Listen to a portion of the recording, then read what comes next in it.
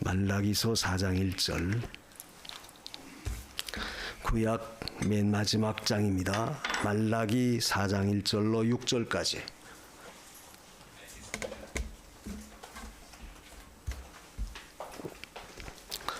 봉독합니다. 만군의 여호와가 이르노라. 보라, 극렬한 풀무불 같은 날이 이르리니 교만한 자와 악을 행하는 자는 다 초계 같을 것이라.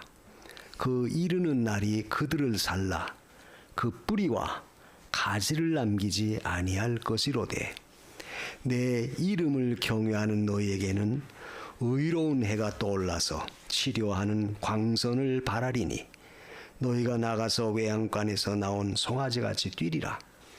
또 너희가 악인을 밟을 것이니 그들이 나의 정한 날에 너희 발바닥 밑에 재와 같으리라. 만군의 여호와의 말이니라. 너희는 내가 호렙에서 온 이스라엘을 위하여 내 종 모세에게 명한 법 곧 율례와 법도를 기억하라.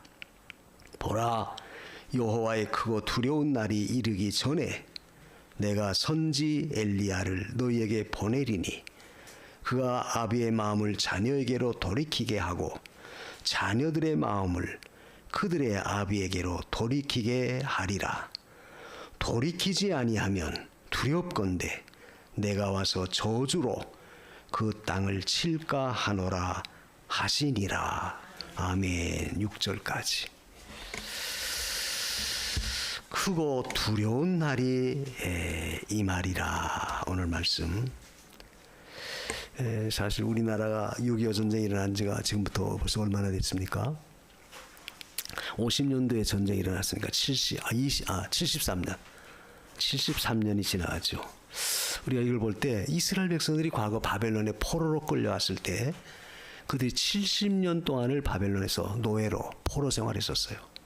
그때 하나님이 그들을 해방시켜서 본국으로 돌려보냈습니다. 근데 우리나라는 아직도 73년이라는 세월이 흘렀지만 아직도 세계 유일한 분단국가가 돼가지고 늘 그저 대치하고 있죠.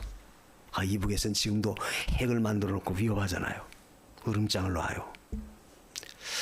참 이런 걸 볼 때, 우리가 살고 있는 이 세상이 얼마나 이렇게 참 급박하게 돌아가는지 아마 여러분들 그걸 느끼실 거예요. 특별히 우리가 이 코로나 한 3년 이 코로나 그 과정을 거치면서 세상은 또 아주 이상하게 돌아가요. 이번에 그 러시아와 우크라이나 전쟁 때문에 그 양식줄이 막혀버리니까 전 세계가 막 그냥 그 밀이 부족해서 밀가루가 막 올라가고, 그래서 막 음식값들이 다 또 뛰었잖아요. 우리나라도 보통 그저 한 1,000원씩 올랐어요. 그전에 칼국수 한 그릇도 뭐 한 7,000원, 8,000원인데 이제 9,000원, 10,000원. 보통 그저 어디 가서 뭐 하나 먹어도 10,000원이에요. 그렇게 달라져요. 아니 러시아와 우크라이나가 전쟁하는데 왜 그게 우리하고 무슨 영향이 있나 했는데 세상은 지금 그렇게 달라졌어요. 또 그로 인해서 또 여러분 느끼는 게 뭡니까? 요즘은 이상하게도 미국과 그리고 우리 한국과 일본, 이 태평양 이 지역에선, 그리고 저쪽에선 건너서는 중국과 러시아와 이부. 지금 세계 패권이 그렇게 지금 아주 이상하게 나눠지고 있어요. 그리고 또 우리나라가 참 아주 어려운 지정학적으로 아주 어려운 그런 가운데 있죠. 중국 쪽에 붙을 수도 없고, 그렇다고 미국 쪽에 전적하면 또 중국이 이러고, 또 그렇다고 중국에 붙으면 또 미국이 강한다고. 상당히 그런 어떤 국가적인 어떤 정세를 봐도 세상 돌아가는 게 아주 이상하게 돌아가요. 이걸 볼 때, 정말 주님이 오실 날이 가까우고 있구나. 저는 그걸 느껴요. 아마 여러분들은 어떻게 생각할지 모르지만, 왜? 성경적으로 이루어져 가고 있으니까. 오늘 본문에도 크고 두려운 날이 임할 것이다. 물론 이것은 이제 앞으로 그리스도가 오셔서 이제 세상을 구원하시고 심판하시는 것을 이제 이 말라기 선지자를 통해서 예언하신 그런 말씀이에요. 그런데 이것은 우리가 그래서 그 성경에 있는 이야기다, 그렇게 우리가 그래서 한 귀로 듣고 이렇게 보낼 그런 형편이 아닙니다. 왜냐하면 그 당시 말라기 선지자가 이 예언을 할 때는 그 이스라엘의 종교가 굉장히 부패했어요. 종교가 타락했습니다. 근데 어디든지 그래, 어느 시대든지 어느 국가든지 보면 되게 종교가 타락하면 자연히 사회 윤리 도덕은 다 무너져요. 되게 다 부패해버려요. 그러니까 이 종교가 굉장히 중요한 역할을 해요. 그렇게 되면 혼란이 일어나는 거예요. 그래서 예수님 당시에도 예수님이 그 유대교, 즉 서기관, 바리새인, 장로들 얼마나 무섭게 질타했습니까? 이 독사의 자식들아, 외식하는 자들아. 왜냐하면 그 당시 유대교는 그야말로 입만 무성한 무화과나무, 종교적 의식은 굉장했습니다. 유대교가. 바리새인들이 얼마나 철저하게 했는지. 근데 사실 알맹이가 없어요. 종교적으로 많이 부패했어요. 결국 그렇게 해서 어떻게 됐죠? 결과가 그들이 예수님을 십자가에 못을 박았습니다. 그 죄값으로 인해서 결국 주 70년에 대로마 제국의 티토가 로마군을 이끌고 와서 예루살렘을 완전히 토토화시켜 버렸어요. 그래서 결국 그 예루살렘은 2000년 동안이나 전 세계적으로 이스라엘 백성이 흩어져 유리방황하다가 결국 1948년도에 해방하지 않았습니까? 그런 역사적인 어떤 진실, 역사적인 그 과정을 봐도 하나님의 말씀은 그대로 다 적용되고 있다. 그런데 이 크고 두려운 날, 또 여기 보면 극렬한 풀무불 같은 날, 이렇게 표현한 것을 보면 이것은 결국 하나님의 심판의 그 역사가 얼마나 맹렬하다는 걸 보여줘요. 실제 역사적으로는 유대교가 그렇게 됐고 이루어졌고, 근데 이것은 결국 궁극적으로는 그리스도의 초림과 재림을 같이 예언하신 말씀이에요. 그래서 예수님이 결국 400년 이 말라기 선지자를 끝으로 구약의 예언이 다 종결되고 계시가 없을 때 종교적 흑암기, 어려움을 만났었는데 그때 400년이 지난 후에 그리스도가 오셨어요. 초림주 예수 오셨습니다. 오셔서 결국 십자가에서 만인을 구원해요. 오늘 본문에도 의로운 해가 너에게 떠오른다. 그 2절에 그런 말씀이죠. 내 이름을 경외하는 너에게는 의로운 해가 떠오를 것이다. 태양이 비칠 것이다. 그동안은 아주 영적 흑암 속에 다 어려움을 겪었지만 그리스도를 보내셨어요. 그런데 또 놀라운 것은 이 사실은 단순히 초림에 관한, 그리스도의 초림에 관한 것만 예언된 게 아닙니다. 이것은 앞으로 재림의 역사에도 반드시 이러한 일이 나타나실 것을 말씀한 거예요. 그래서 의로운 해, 의로운 태양이라는 것은 그 그리스도인데 이 그리스도의 초림의 역사와 재림의 역사가 같이 함께 예언된 겁니다. 초림의 역사는 벌써 2000년 전에 이루어졌죠. 실제 주님이 오셔서 이 말라기 선지자의 예언대로 이루어졌습니다. 그런데 앞으로 미래적 사건 속에서는 결국 그리스도의 재림만이 남아있다. 그런데 이 재림의 역사 가운데도 오늘 말씀처럼 크고 두려운 날이 그 의로운 해가 떠오르기 전에 반드시 있을 것이다. 그건 바로 영적인 죄악의 관영함입니다. 요즘 보십시오. 얼마나 죄가 관영해요. 네? 사람 죽이는 것도 그죠. 언제 며칠 전에 뉴스에 보니까 어떤 아가씨, 20대 아가씨가 뭐 사람 죽이는 것이 뭐 궁금해서 한번 죽이고 싶어서 죽였다고 그래요. 물론 정신적으로 뭔가 좀 이상 있는 그런 여자죠. 죽이는 것이 어떤가? 죽이고 싶어서 죽였다는, 자기 친구를 죽였다는 거예요. 세상은 단적으로 그만큼 아주 패역한 가운데 있어요. 오늘 본문에도 보면 마지막 절에 있죠. 아비의 마음을 자녀에게 돌이키고 자녀가 아비의 마음을 아비에게 돌이킨다. 이걸 보면 결국 이 모든 것이 다 부패해지고 타락되면 부자지간에도 서로 나뉘어지는 그런 세대예요. 근데 그것이 오늘날 우리 시대 속에, 현실 속에 사실 실제 그런 게 이루어지고 있잖아요.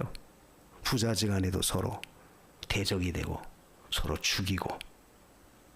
그런데 돌이키면 이제 그것이 다시 회복이 된다는 거예요. 이 구원의 역사죠. 그래서 오늘 이 말라기 선지자를 통해서 주시는 이 말씀은 결국 하나님의 위대하고 큰 역사는 반드시 있다 하는 것을 우리에게 보여주는 거예요. 그래서 감사한 것은 사실 그 하나님의 심판이라고 하는 것은 구원받는 성도에게는 아주 놀라운 축복입니다. 왜? 바로 그리스도의 재림도 그와 똑같죠. 그리스도가 다시 오시는 것은, 앞으로 오시는 것은 결국 이 죄악 세상을 심판하시고 그 중에 있는 성도를 구원하기 위한 역사예요. 그러니까 성도에게는 구원의 은총, 즉 의로운 해가 떠오르는 것과 같은, 광명한 빛이 비치는 것과 같은 구원의 은총이 되지만, 그러나 하나님을 믿지 않고 죄악된 가운데 나가는 자들은 결국 그들이 맹렬한 풀무불 같은 그런 역사로 진노의 불로 나타나진다는 거예요. 그래서 성도에게서는 언제나 하나님의 구원의 역사는 이 두 가지 면으로 나타나져요. 구원받는 자에게는 구원의 은총, 의로운 태양과 같은 그런 역사가 나타나지지만, 그러나 거역하고 대적하는 모든 죄악된 그 죄인들의 양상은 하나님의 심판의 불로 나타나신다. 우리가 소돔 고모라를 멸할 때도 그러지 않았습니까? 소돔 고모라에 거하였던 아브라함의 조카 롯, 의로운 롯은 하나님이 그 가운데서 그들을 건져냈어요. 함께 유황불로 멸하지 않았습니다. 반드시 죄를 심판할 때는 의인은 그 가운데 건져내시는 것이 하나님의 역사예요. 그렇다면 우리가 이 세상에 점점 하나님의 그 두려운 날이 임하기 전에, 이런 역사가 나타나시기 전에 이런 말씀을 주신 것은 결국 너희가 의로운 해가 떠오르는 그 광명한 빛 가운데로 인도받으라는 거예요. 그걸 나오라는 거예요. 그리스도를 찾으라는 겁니다. 그리하면 반드시 너에게는 그 흑암의 역사, 어둠의 역사가 도리어 빛의 역사로 바뀌어질 것이라는 거예요. 죄라고 하는 것은 속성이 어떻습니까? 어두운 것을 좋아하죠. 그래서 성경에 흑암은 죄를 상징하고 환난을 가리켜요. 그런데 도리어 반대로 구원의 은총, 하나님의 축복의 역사는 의로운 태양과 같은 그 빛으로 역사해요. 하나님이 처음에 우주 만물을 지을 때도 제일 첫 번째 창조하신 것이 바로 빛입니다. 해예요. 제일 먼저 우리가 창세기 1장의 첫째 날 하나님이 해를 창조하셨어요. 그것만 보더라도 결국 태양이라고 하는 것은, 이 해라고 하는 것은 모든 생명체가 존재할 수 있는 근본입니다. 예수님은 결국 나중에 요한복음 1장 1절에 보면 내가 세상에 참 빛으로 왔다. 그러니까 세상 자연의 만물의 이치도 해가 떠오름으로 인해서 모든 생물들이 활동하고 생물들이 생명을 부지할 수 있는 것처럼 오늘날 영적 신령한 이 세계에서도 반드시 그리스도를 통해서만이 우리의 영적 생명이 부지되고 유지될 수 있다는 거예요. 자, 그런 관점에서 볼 때 오늘 우리가 예수 믿는 게 얼마나 복입니까? 참 우린 감사하죠. 아까 우리 찬송가에도 사망의 그늘이 너와 내 앞에 들이우며, 우리 앞에 어떤 순간들이 나타나질지 우리는 아무런 장담 못해요. 너무나 이 세대가 불완전한 세대고 이 세대가 예측할 수 없는 세대예요. 또 거기다가 플러스 죄는 점점 더 흉포가 되고 죄는 점점 커져요. 점점 강박해져요. 그런 세대 속에서도 그래도 우리는 아무리 사망의 그늘이 있다 할지라도 우리가 빛 가운데 거하면, 빛 대신 그리스도에 나와서 그 믿음 안에 그 축복 안에 거하면 하나님 반드시 의로운 해가 떠올라서 외양간에서 나온 송아지와 같이 뛰어논다. 자유함을 얻고 축복된 가운데 나갈 수 있다는 거예요. 그게 우리에겐 얼마나 복스러운 소망인지 몰라요. 얼마나 귀한 은혜인지 모릅니다. 그래서 오늘 저와 여러분이 이렇게 하나님의 은혜 가운데 있게 된 것을 우리는 감사해야 돼요. 자, 애굽에서 출애굽할 때 그 사건도 보십시오. 똑같은 홍해 바다를 건너는 역사가 있었지만 이스라엘 백성들이 건너가는 그 앞길은 광명한 빛이 그들의 앞길을 인도했어요. 하늘에 비춰서 그들의 갈 길을 인도했습니다. 근데 놀랍게도 그 이스라엘을 추격해왔던 애굽의 군사들, 특별령과 600성, 그들 뒤에는 그 구름 기둥이 그들 가운데 임해서 앞에는 광명한 빛 이스라엘을 인도하시는 반면에 반대로 이스라엘을 죽이려고 쫓아왔던 그 대적들은 어둠의 역사, 구름의 역사 그들 가리워요. 그래서 도리어 어떻게 됐죠? 홍해 한가운데 왔을 때 그들이 극난하게 어지러웠다. 어둠이 임하니까 벌써 심적으로 얼마나 불안했겠어요.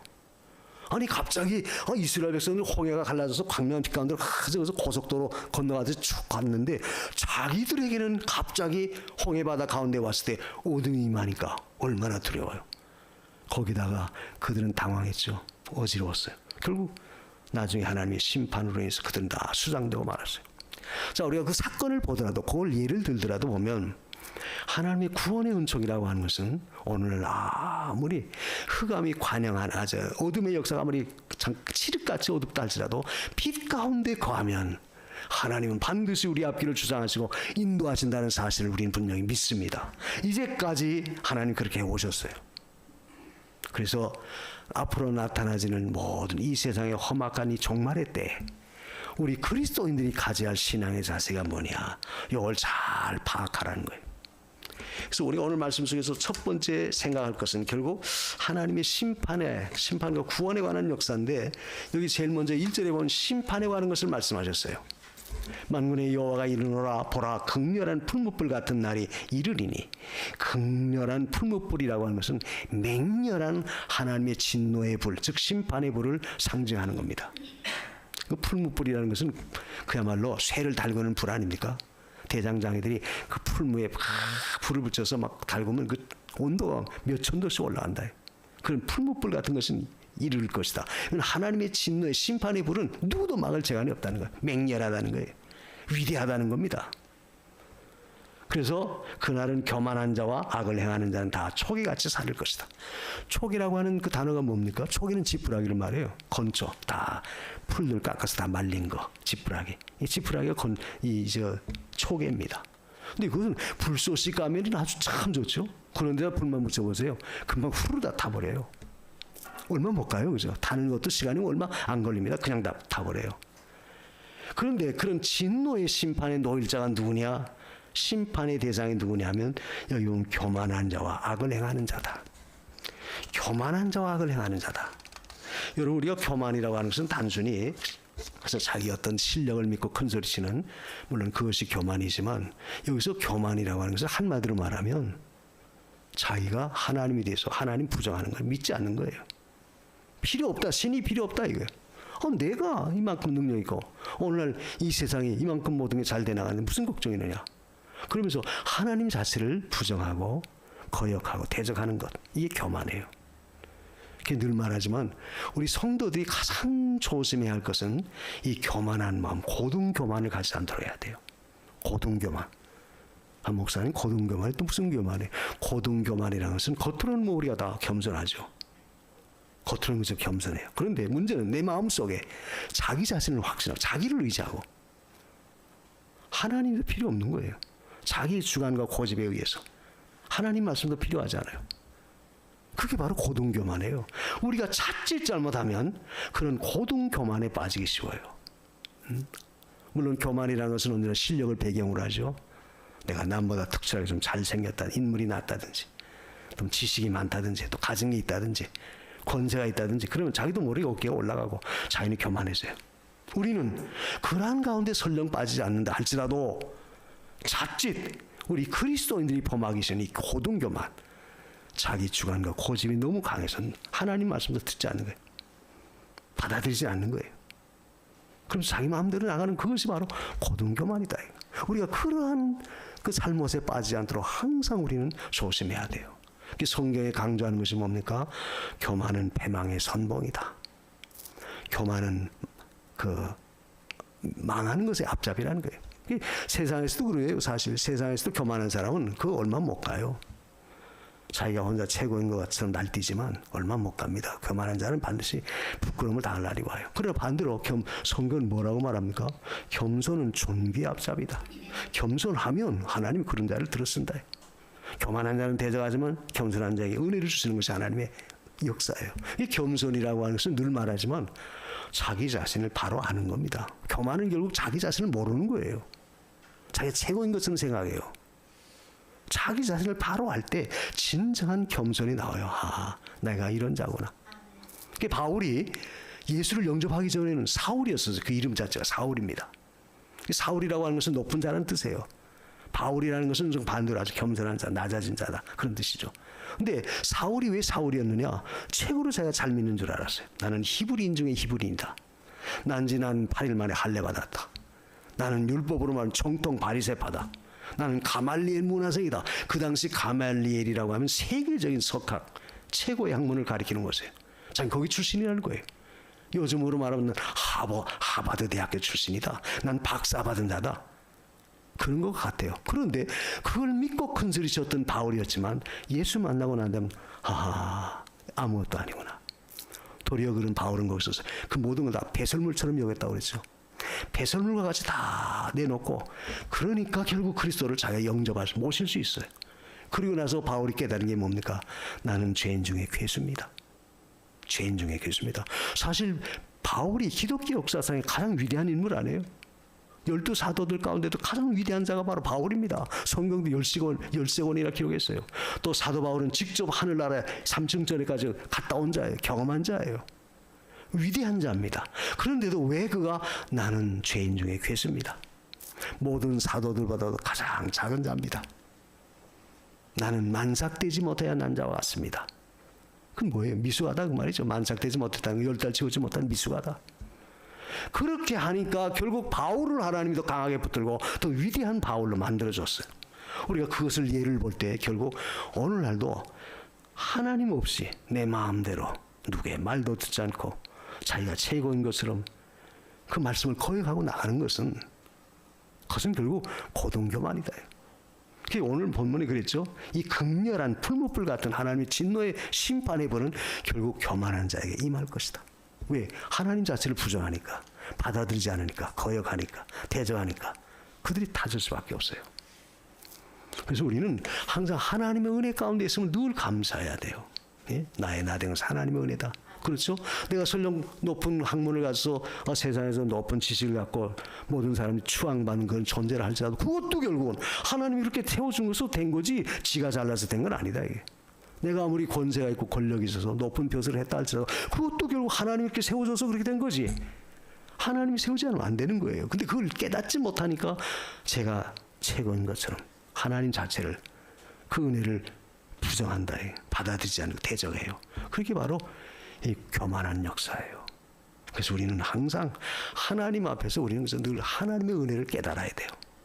여러분이 어떤 곤고함을 당했을 때는 먼저 생각할 때 하나님 왜 그렇게 합니까? 따지려고 생각하지 말고 먼저 자기 자신을 돌이켜 보십시오. 하나님, 제가 무엇 때문에 그렇습니까? 자기 자신을 한번 돌이켜 볼 수 있는 기회를 삼으라 그 말이에요. 기회를 가질 때 우리는 하나님의 은혜구나. 왜? 깨닫게 하려고 그렇게 하셨구나. 깨달음으로 인해서 결국 하나님 나에게 더 좋은 거 주시려고 역사하는구나. 그걸 받아들이게 된다. 이게 바로 겸손해요. 그래서 교만한 자를 반드시 징치하겠다. 그리고 또 악을 행하는 자다 그랬죠. 악을 행하는 자. 악을 행한다는 말은 결국 이것은 자기가 어떤 행실에서, 어떤 행실을 통해서 악을 행하는 거예요. 거역하는 겁니다. 그러니까 하나님을 부정하고 대적하고 회방하는 그런 악을 행하는 일. 그래서 우리는 자기를 믿고 의지하는 그런 고등교만에 빠지지 말고 항상 우리가 남을 나보다 낮게 여길지언정 나를 남보다 더 낮게 여기는 그런 우월감, 그런 잘못된 처사에 빠지지 말라. 내가 최고인 것 같지만 결국 나보다 더 높은 자가 반드시 있음을 우리는 알아야 돼요. 그래서 성도는 항상 하나님의 은혜 가운데 있음을 믿고 우린 자기 우월주의에 빠지지 말고 도리어 겸손히 남의 말도 귀담아 듣고 그리고 그 가운데서 자신을 돌이켜 살펴보고 하나님을 독사다 의지할 수 있는 그런 자리에 설 때 그런 자에게 은혜 주세요. 또 그런 자를 하나님이 권고해 주시는 겁니다. 하나님이 그런 자를 권고해 주세요. 그래서 우리는 언제나 이 악을 행하는 가운데 서지 말라. 이 풀무불의 위력이라고 하는 것은 여기 오늘 말씀해 주듯이 초계와 같을 것이다. 초계와 같다는 말은 지푸라기 사르듯이 맹렬한 불꽃이 올 때 그 초계를, 지푸라기는 금방 후루닥 없어져 버려요. 하나님의 심판의 위력이 그와 같다는 거예요. 인간은 막을 수 없다. 그것이 심판이 임할 때는 우리가 막을 재간이 없어요. 그래서 우리는 겸손한 마음으로 우리가 하나님의 은혜를 받아들이고 그 은혜 가운데 거해야지, 그렇지 못하면 안 돼요. 아까 제가 예수님 당시에 바리새인들의 예를 들었죠. 그들이 얼마나 예수를 무시했어요. 야, 나사렛에서 무슨 천한 것이 나오지 거기서 무슨 선지자가 나오느냐. 예수님 나사렛 출신이라고 그래서 아주 무시했어요. 목수의 아들이 아니냐. 그 결과 그들은 대로마 제국의 주 70년의 심판을 받아서 완전히 그 예루살렘의 성전이 돌 하나도 돌 위에 남지 않고 다 무너져 버리는, 그야말로 이 초계와 같이 사름을 당하는 비통한 가운데 빠졌던 거예요. 그래서 우리는 언제나 하나님의 심판의 역사를 바라보고 그 은혜를 줬지 잊지 말아라. 예? 설령 우리가 그 은혜 가운데 있을 때는 겸손해져야 돼요. 도리어 겸손히 하나님을 우리가 의지하고 더 나가야 됩니다. 우리가 뭘 되면 도리어 하나님 잊어버려요. 이상하게도 안 될 때는 되게 해달라고 해서 하나님 되게 해주니까 그 되고 난 다음엔 그만 하나님 잊어버려요. 참 그게 문제예요. 우리 이 연약한 인생들의 그 못된 습성이 바로 그겁니다. 도리어 되게 해주셨으면 더 감사해서 더 하나님 앞에 우리가 바른 신앙생활을 가져야 될 텐데 더 열심을 내고 더 하나님을 의지해야 될 텐데 그렇지 못하다는 거예요. 그게 문제라. 그래서 하나님은 어떻게 했냐. 두 번째로 오늘 말씀 속에서 그렇지만 여기 2절에 내 이름을 경외하는 너에게는 의로운 해가 떠오를 것이다. 그러나 악인은 하나님 초계같이 맹렬한 극렬한 심판에 불러 나타나지만 내 이름을 경외하는 너에게는 의로운 해가 떠오름과 같이 축복하겠다. 여러분, 의로운 해라는 것은 아주 빛을 비추는 그 해의 특징은 그 열기, 뜨거운 열기와 빛이 특징이죠. 빛은 해의 그 뜨거운 열기는 바로 그거예요. 열기와 빛이에요. 근데 이 세상이 돌아가는 것도 보면 세상의 모든 생명의 역사는 결국 이 불과 빛의 역사로 이루어져요. 이 무슨 말입니까? 모든 근본도 다 그래요, 사실. 아까 태양이 있음으로 인해서 모든 생물들이 다 존재하고 활동할 수 있게 됐죠. 응? 모든 것이 다 태양이 있어야 돼요. 태양이 없으면 절대 못 살아요. 태양이 있어야 돼요. 근데 그 나타나지는 열이 있으니까, 에너지가 있으니까 결국 우리가 뭐든 하잖아요. 자, 요즘에도 보십시오. 요즘에 이 세대가 얼마나 급변합니까? 요즘엔 AI 시대라고 그러죠. AI 시대, 즉 인공지능 시대. 로봇가 자유자재로 움직여요. 그래서 지금 사람들의 일자리가 로봇에 자꾸 빼앗겨요. 지금 그런 시대까지 과학이 발달했어요. IT 산업이 발달했어요. 또 누구야? 웨인 토플런가? 그 제3의 불결이라고 책을 쓴 사람. 그 사람이 인류의 역사를 보면은 세 가지로 구분된다는 거예요. 처음에 농경시대. 근데 19세기에 들어와서 이 기술혁명 일어나죠. 산업혁명이 일어났죠. 산업혁명 시대. 그리고 요즘에 와서는 이제 참 21세기 이 마지막 때를 가는 이 시대에는 이 AI, IT 산업, AI 산업이 아주 극도로 발달했다. 근데 그 발달하는 과정도 전부 보면 이 불, 열기, 이 불과 빛에 의해서 이루어진다는 거예요. 자, 여러분, 요즘에는 의사들이 이걸 활용할 때도 레이저라고 하는 그 빛을 이용해서 사람들의 그 수술을 하고 치료하고 그러잖아요. 발달해가지고. 이것도 전부 뭐냐? 이 불과 빛의 역사다. 이게 산업 발달의 그 현장도 이면에는 반드시 이 불과 빛의 역사에 의해서 모든 산업이 다 움직여왔다. 발전해왔다는 거예요. 발달돼 왔다는 거예요. 그런데 그것이 옳게 바르게 사용되어지면 참 좋은데 문제는 이 악한 자들이 그것을 역으로 악한 데 사용해버려요. 저 원자탄, 요즘 이 핵 얼마나 지금 말이 많습니까? 전 세계적으로.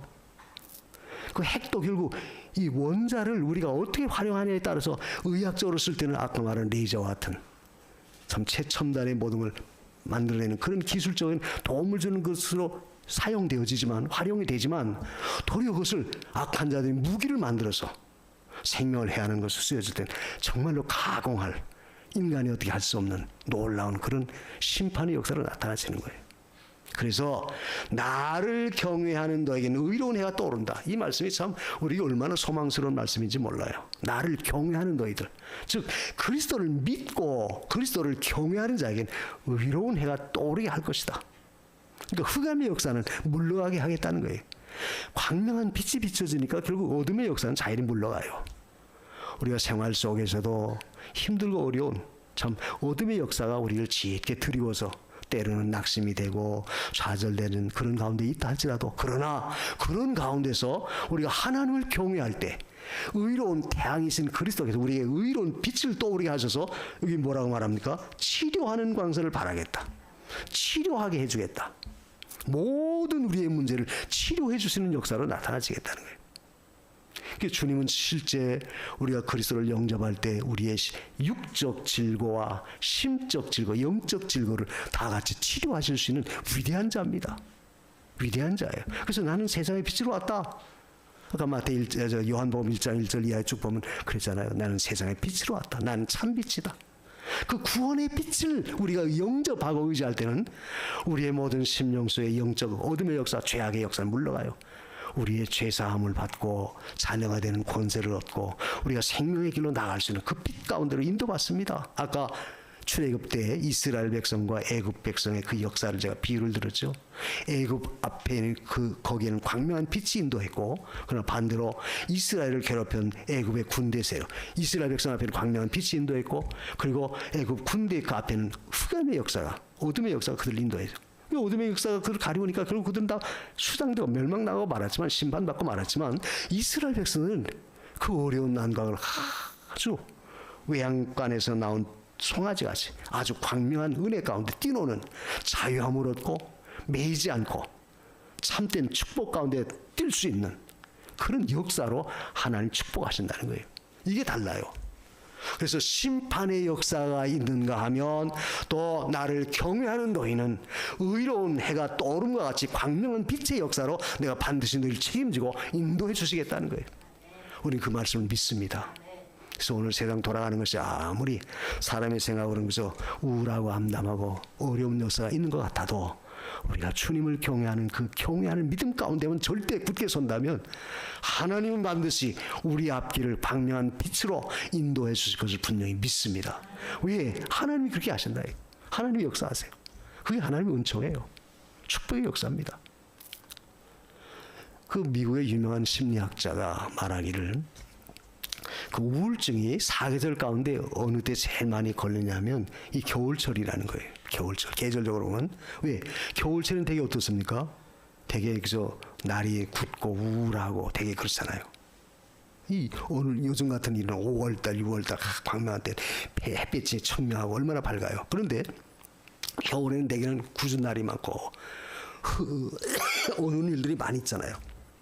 우울병 환자들이 되게 겨울철에 많이 생긴다는 거예요.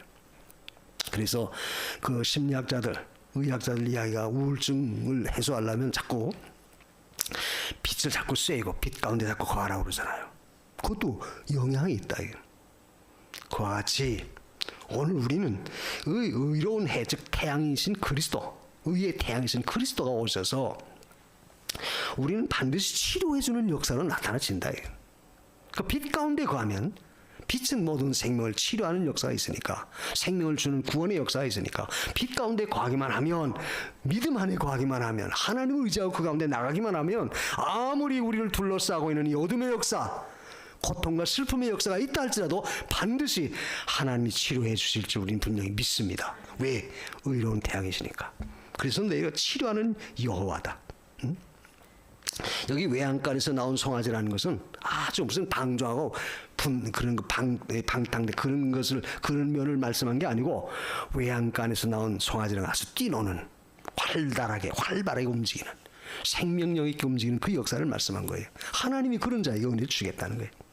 그래서 구원의 역사는 어떤 자에게 주시느냐? 결국 우리가 하나님을 경외하는 자에게 주시는 은총입니다. 그러니까 우리 믿는 자에게는 이게 얼마나 감사해요. 우리가 시편 84편 그 4절에도 보면 그랬죠. 여호와 하나님은 해여 방패시라. 여호와는 우리에게 은혜와 영화를 주시리니 정직한 자에게, 정직히 행하는 자에게는 하나님이 모든 것을 형통하겠다. 모든 것을 다 주겠다는 거예요. 그 말은 뭡니까? 우리가 하나님을 경외하고 그 은혜 가운데, 빛 가운데, 즉 믿음 가운데 굳게 서 나가면 하나님은 반드시 우리 앞길을 그렇게 참 치료하는 광선을 발하시고 하나님이 모든 걸 이루어준다는 거예요. 우리의 심적인 육적 질병도 치료받을 수 있는 것이고, 예? 우리가 어떤 고민거리도 우리가 신앙 안에서 주 앞에 나와서 주를 의지할 때는 하나님 반드시 우리의 그 믿음을 통해서 그 육적 질병도 고쳐주시는 하나님이세요. 우리 영적 질병, 심적 고통도 하나님 다 해결해 주신다. 이게 하나님 주신 축복이에요. 그래서 구원의 역사는 반드시 하나님께로부터 온다. 그리고 마지막으로 오늘 말씀을 통해서 우리가 한 가지 또 교훈을 받으려고 하는 것은 바로 4절 이하에 있는 말씀입니다. 거기 돌이키라 하는 말씀 있죠. 너희는 내가 호렙에서 온 이스라엘을 위하여 내 종 모세에게 명한 법, 곧 율례와 법도를 기억하라. 그러면서 그 5절에 뭐라고 말하느냐 하면은, 두려운 날이, 크고 두려운 날이 이르기 전에, 그 오기 전에 내가 엘리야를 보내서 너희를 인도할 텐데 너희는 돌이키라는 거예요. 우리가 하나님의 참된 축복에 나가는 것은 결국 돌이키는 역사입니다. 심판의 역사가 있는가 하면 반대로 구원의 은총을 베풀어 주신 하나님인데, 그 구원의 은총에 참여할 수 있는 것은 뭐냐? 하나님께로 돌이키는 거예요. 돌이키면 된다는 거예요. 근데 왜 우리가 돌이키지 못했느냐? 잊어버렸기 때문에 그렇다. 그래서 이 말라기 선지자가 글 지적했죠. 자, 모세를 통해서 주신 모든 율법, 하나님의 말씀을 너희가 잊어버렸다. 이스라엘이 잊어버렸기 때문에 결국 그들은 하나님을 배반하고 우상 숭배하고 곁길로 나갔던 거예요. 그래서 이제는 너희가 그 말씀을 기억하고 다시 돌아와라. 이 말은 우리가 계시록 2장 5절에 에베소 교회를 향해서 너희가 처음 사랑을 잃어버렸다. 그래서 어디서 잃어버렸는지 그걸 찾아봐라. 다시 회복하라. 그 말씀과 같은 뜻이에요. 성도가 하나님의 축복 가운데 나가기 위해서는 우리가 반드시 하나님께로 돌이키는 역사가 중요하다는 사실을 우리는 분명히 깨달아야 돼요. 돌이켜라. 그런데 돌이키는 과정은 결국 하나님의 은혜를 우리가 잊어버려서는 안 돼요. 이스라엘이 하나님을 대적하고 곁길로 나간 타락한 원인이 뭐냐? 잊어버렸기 때문에 그렇다. 모세를 중에서 쓴 그 율법, 하나님의 계명들을 그들이 다 잊어버렸어요. 그게 결국 우상 숭배하고 하나님을 대적해서 곁길로 나갔던 겁니다. 그러니까 결국 그들이 엄청난 하나님의 심판을 면할 수 없었던 것이죠.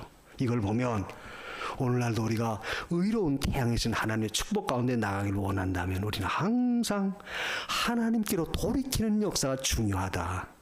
내가 마음에 어떤 곤감이 있을 때 우리는 그 가운데서 하나님을 찾고 하나님께로 방향을 선회하십시오. 돌이키라. 이 돌이킨다는 말은 결국 회개라고 하는 단어와 같아요. 왜냐하면 회개라고 하는 그 단어 자체가 결국 방향을 선회한다, 돌이킨다는 뜻이에요. 돌이키는 겁니다. 내가 육으로 기울어지고 인간 중심으로 기울어지고 육체적 즐거움이나 육체적 어떤 안일함과 평안함으로 기울어졌던 내 근본 자세를 이제는 하나님께로 내가 향하겠다. 좀 더 주님을 찾겠다. 좀 더 내가 은혜 가운데 믿음 가운데 서겠다. 방향을 바꾸라는 거예요. 돌이켜라. 돌이킬 때 하나님은 반드시 우리에게 은혜를 줘요. 그래서 모든 것을 회복시키겠다고 그랬죠. 그래서 이 역사는 결국 우리가 소림 예수 때 엘리야를 보낸다는 것은 바로 그 엘리야는 세례 요한을 의미합니다. 마태 17장에 보면 이미 오리라는 엘리야가 바로 이 사람이다. 이 사람이 누구냐? 세례 요한이에요. 세례 요한이 와서 예수를 소개하고 회개하라, 예수를 영접하라 인도해 줬죠. 그렇다면 마지막 때에 세례 요한과 같은 엘리야의 성격을 가지고 와서 말씀을 전할 때 우리는 그 말씀을 받아들이고 하나님 찾으라는 거예요. 오늘 여러분, 우리는 언제나 하나님의 은혜 가운데 있음을 늘 감사해야 돼요. 그리고 절대 하나님의 은혜에서 떠나지 마십시오. 설령 떠났다면 다시 돌이키세요. 하나님께로 나오세요. 예수가 우리를 부르는 소리, 그 음성 부드러워. 아까 우리 찬송가 불렀죠. 주님은 우리를 향해서 늘 오라 부르십니다. 내가 연약한 가운데 거할 때, 내가 심적으로 곤고하고 외로운 가운데 어둠 속에 쌓였을 때 우리는 즉시로 자신을 살펴보고 하나님을 찾으세요. 주께로 나오십시오. 주께 나올 때 분명히 하나님 뭐라고 말합니까? 모든 걸 회복시키지만 반대로 돌이키지 아니하면 두렵건대 내가 와서 저주로 그 땅을 칠까 하노라. 하나님의 무서운 진노의 저주의 불이 내려진다는 거예요. 그래서 오늘 우리는 말라기 선지자를 통해서 주시는 이 말씀, 우리에게 가장 관심사가 무엇인가, 우리가 가장 애지중지 여기고 내 마음에 모든 걸 투겠다고 하는 그 모든 것이 뭔가, 거기에서 우리 이제 하나님을 우리의 관심사의 제1번에 두십시오. 첫 번째로 두십시오. 그리고 하나님께로 돌아오세요. 돌아오면 하나님은 다 용서해줘요. 우리가 이사야 1장 18절에 너희 죄가 죽은 것 같을지라도 흰 눈과 같이 휘어질 것이다 그랬죠. 돌아오는 자에게는 하나님이 용서하십니다. 또 돌아오는 자에게 주시는 축복은 그건 뭐냐? 결국 하나님은 모든 걸 가르쳐줘요. 우리의 앞길을 여시고 가르쳐줍니다. 그리고 돌아오는 자에게는 하나님이 늘 함께 해줘요. 이 축복이 있습니다. 오늘 이런 축복이 오늘 저와 여러분 가운데 있기를 주님의 이름으로 축원합니다. 기도하십시다. 하나님, 우리에게 베푸시는 은혜가 얼마나 귀한가 늘 깨닫고 늘 주를 찾는 일, 주님에게서 떨어지지 않도록 하나님 인도하소서.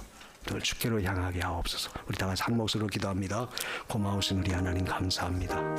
오늘도 주의 말씀으로 우리에게 교훈하시는 하나님, 우리 자신의 연약함을 주님 아시오니 붙들어 주셔서 항상 주를 찾는 소홀히 하지 않도록 은총 더하여 주옵소서.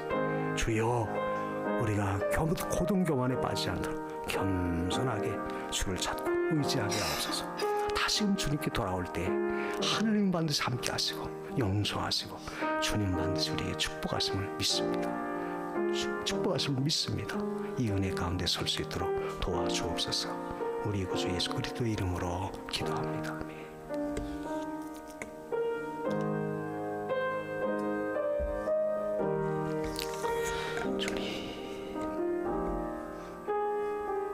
하나님, 마지막 때 그것 두려운 극렬한 불이 임하겠다고 말라기 선지자를 통해서 예언하신 하나님, 우리가 이 말씀을 통해서 오늘 우리가 살고 있는 이 세대가 점점 하나님의 말씀대로 이루어지고 있음을 깨닫고 우리는 언제나 흑암에서 이제는 광명한 생명의 빛으로 인도받고 하나님을 경외할 수 있는 참된 은혜로운 자리로 인도받도록 역사하여 주옵소서. 교만한 자, 악을 행하는 자를 내가 초계와 같이 살으리라고 준엄한 심판의 말씀을 하셨는데, 주여 우리가 교만하지 않게 해주시고 우리가 행실을 통해서 하나님을 대적하거나 거역하지 않게 해주시고 겸손히 주께로 돌이켜 주를 찾는 우리의 믿음이 되게 하여 주옵소서. 우리 구주 예수님의 이름으로 기도하옵나이다. 아멘. 아멘. 이제는 우리 구주 예수 그리스도의 은혜와 하나님 아버지의 무한하신 사랑하심과 성령님의 감화, 감동, 교통하시는 역사가 오늘 말라기 선지자를 통해서 하신 말씀, 크고 두려운 날이 임할 때 하나님의 놀라운 축복 가운데 나가기를 진정으로 원하는 사랑하는 모든 성도들 머리 위에와 저들 가정과 저들의 생업 위에 이제로부터 영원토록 함께 있을지어다.